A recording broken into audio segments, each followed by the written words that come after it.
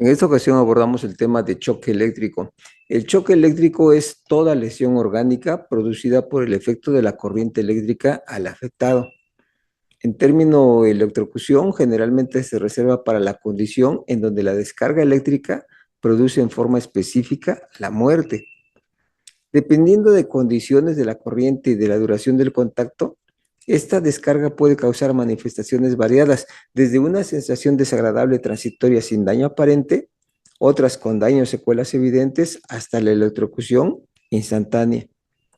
Los niños, especialmente los que apenas caminan y exploran todo, pueden experimentar descargas eléctricas con mayor frecuencia cuando muerden los cables eléctricos e introducen objetos metálicos como tenedores o cuchillos en los enchufes o en los equipos electrodomésticos desprotegidos, o cuando la corriente eléctrica entra en contacto con el agua en la que un niño está sentado de pie o se está bañando.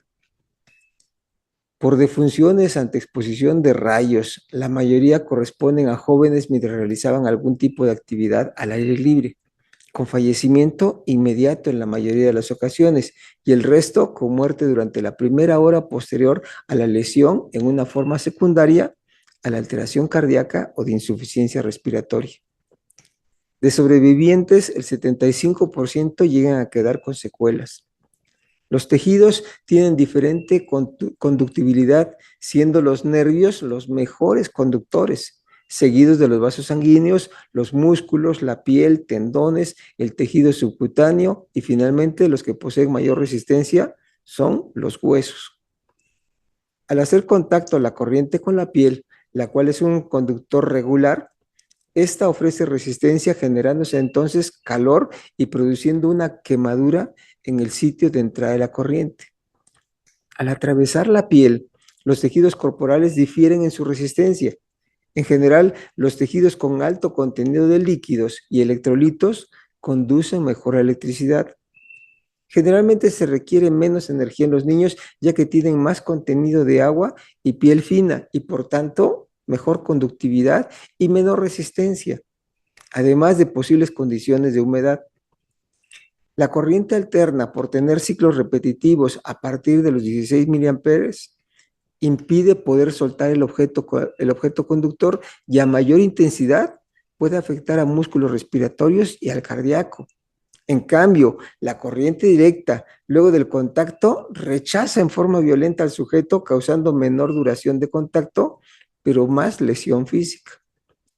Por exposición a la corriente eléctrica, es posible generar 4 tipos de lesiones por descarga eléctrica.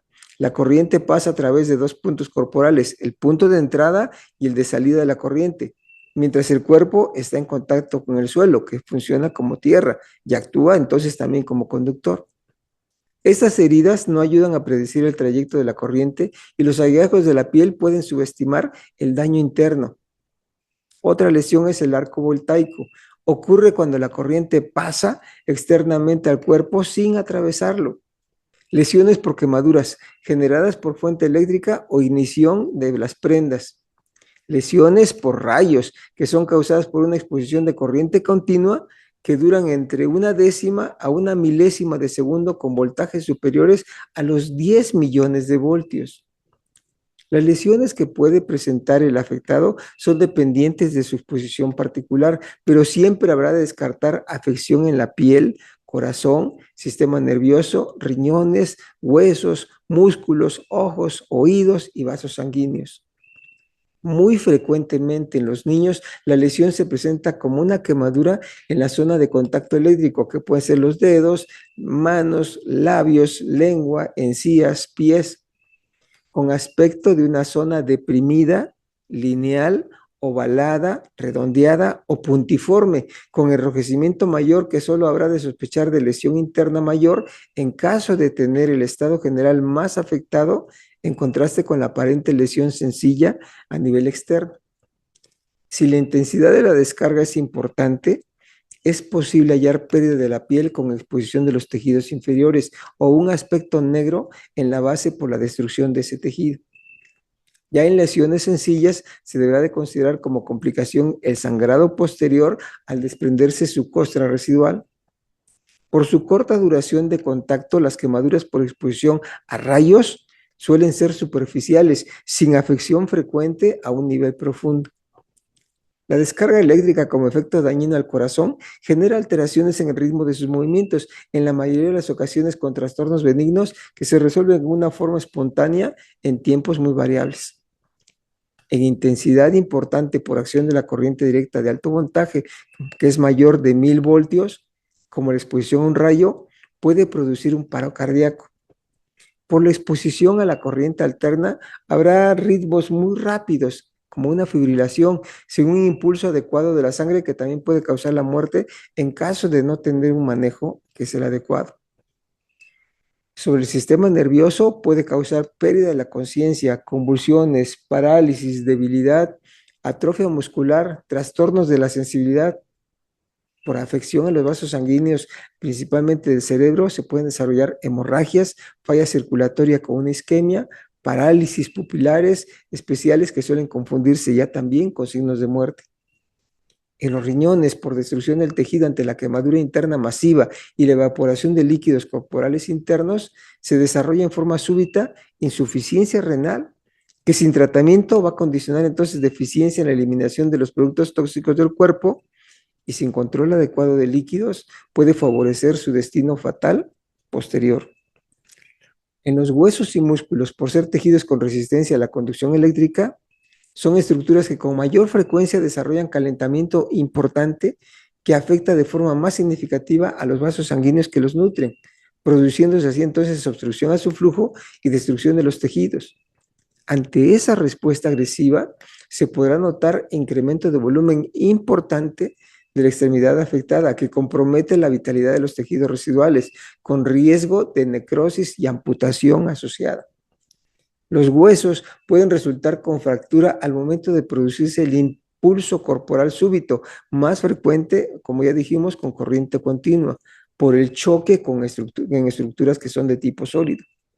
En los ojos puede producirse pérdida de la visión por desarrollo de cataratas, hemorragia interna o lesión del nervio óptico, por lo que justifican siempre su valoración por la especialidad. En los oídos puede producir mareos, rotura de la membrana timpánica, lesión del nervio facial con parálisis o sordera por afección al nervio correspondiente. Si su hijo entra en contacto con la electricidad, intente siempre apagar primero la fuente eléctrica, extrayendo el enchufe o apagando el interruptor.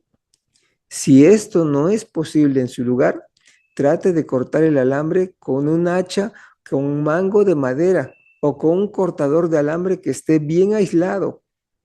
O quite el alambre del niño con un palo seco, una revista enrollada, un periódico, un abrigo u otro objeto que sea grueso y seco que no conduzca electricidad. Si no se puede eliminar la fuente de la corriente, intenta alejar al niño, considerando no tocarlo con las manos desnudas cuando esté conectado a la fuente de la corriente, ya que su cuerpo del niño le transmitirá a usted la electricidad. Tan pronto como se apague la corriente o se retira el niño, verifique la respiración, el color de la piel y la capacidad de respuesta del niño. Si la respiración o los latidos del corazón se han detenido, parecen muy rápidos o irregulares, solicite de inmediato en forma urgente que alguien pida ayuda médica de emergencia. También evite mover al niño innecesariamente, ya que una descarga eléctrica severa puede haber causado una fractura de la columna. Si el niño está consciente y parece que el impacto fue leve, revíselo para ver si tiene la piel quemada en alguna parte en especial, especialmente si su boca fue el punto de contacto con la corriente. Si el niño tiene quemaduras graves o signos de daño cerebral o cardíaco, deberá ser hospitalizado. La mejor manera de prevenir las lesiones eléctricas es usar cubiertas de tomacorrientes que no sean un peligro de asfixia.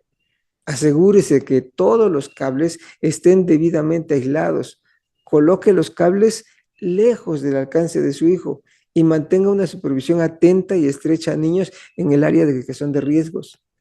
Evite electrodomésticos pequeños alrededor de las bañeras, lavabos o piscinas. Siempre después de un accidente, recuérdelo, ya nada será igual.